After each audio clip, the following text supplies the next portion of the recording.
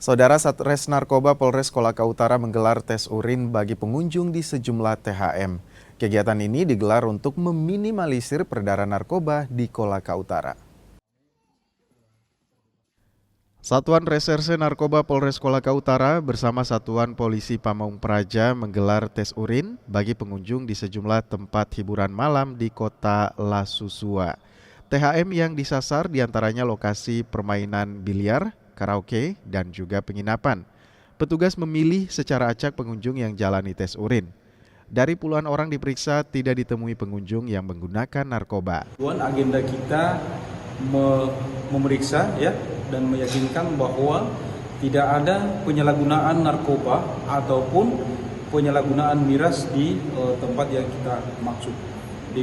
Sampai kegiatan ini berakhir, alhamdulillah semua berjalan dengan lancar, tidak ada temuan atau tidak ada benda yang patut kita curigai. Dari beberapa sekian tempat yang kita sudah lakukan razia, ya kita juga melakukan pengecekan tes urin kepada beberapa pengunjung ya yang ada dan semua hasilnya negatif.